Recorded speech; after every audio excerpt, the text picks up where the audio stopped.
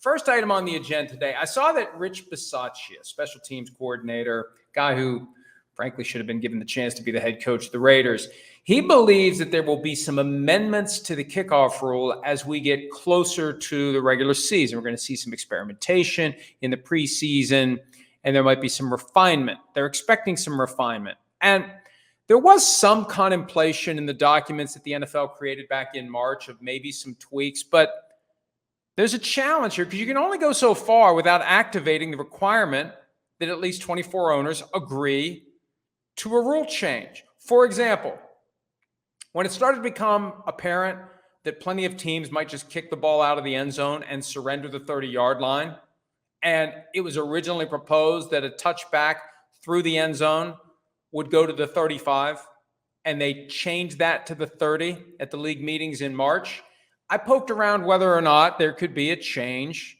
from the 30 back to the 35, and I was told that will not change. That cannot change. So I'm not sure what can be changed. The news from yesterday about the NFL telling teams that the ball can't be put flat on the tee, that's a pre-existing rule. That wasn't a change made to the new kickoff rule. That's just a recognition by those who are observing practices and they're seeing the ball being placed in a way that it's not allowed to be placed on the tee. That's an existing rule. That's not a change.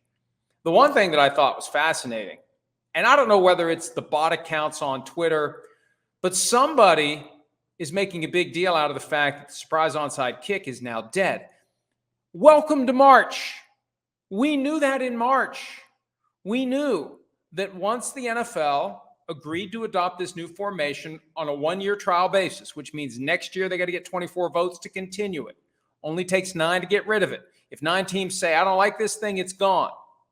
Once you change that kickoff formation to the XFL style, electric football, all those guys standing there 10 yards apart, ball gets kicked into the landing zone, you can't do an onside kick.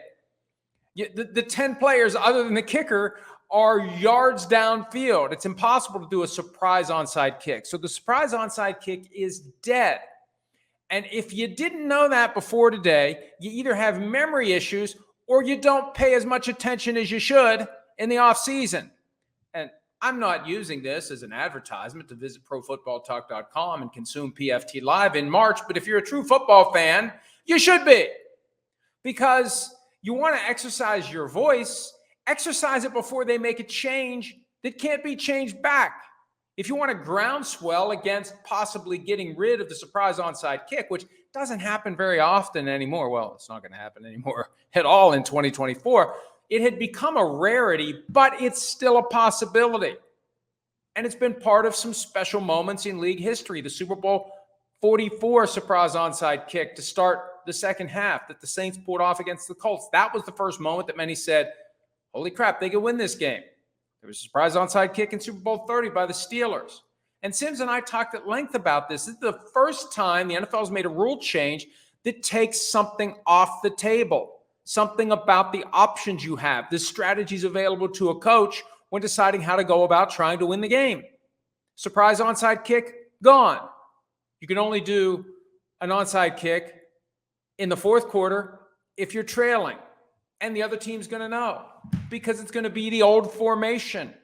See, I think they just need to do that 4th and 15 play where if you convert, you keep possession. If you don't, the other team gets the ball. And I know there are concerns about a long interference penalty, a guy getting behind the defense. There's all sorts of things that could happen. But you need to have a viable way for the team that's trailing to make it interesting. And the NFL is obsessed with making the games interesting so people will keep watching.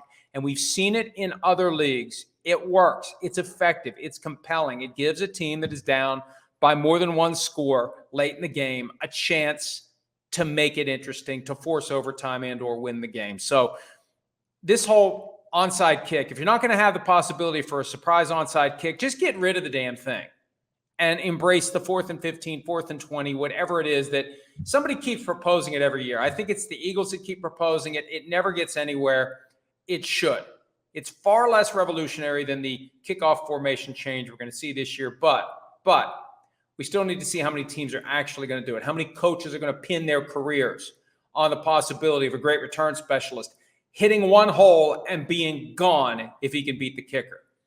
I think we're going to see a lot of teams kicking the ball out of the end zone. Now, in the preseason, that's going to be the great experimentation ground. How many changes are we going to see? How many tweaks are we going to see? And once the regular season starts, I think the league would avoid tweaking anything. The league doesn't like to undermine the integrity of the season. The league doesn't like to change anything that could have been changed before the season, except when it comes to pushing John Gruden out of his job. Never mind that.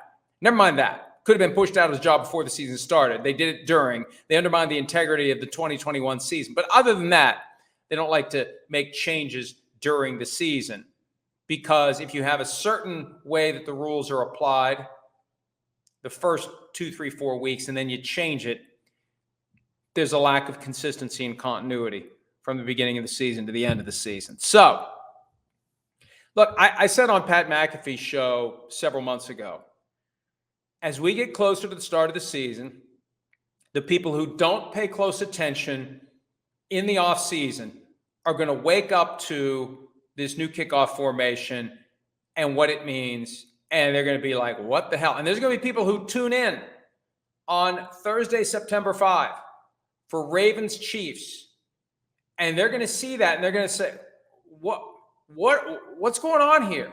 What am I looking at? What is this? Why are they all down there? And so it's going to be incumbent on all the networks and all the media outlets to make sure people understand.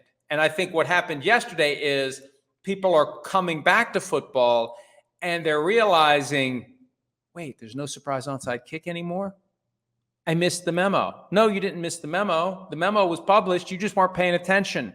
So get ready for more and more of this. Holy crap, you mean this changed? Holy crap, you mean that changed? That's coming, because the biggest change I think we've ever seen, I'd say since 1974, when they both took the goalposts from the goal line to the back line and implemented sudden death overtime for regular season games. I think this is the biggest change since then, 50 years later. Here we are. Hi, it's Mike Florio. Thanks for watching PFT on YouTube. Hit subscribe for the latest news and analysis from Pro Football Talk.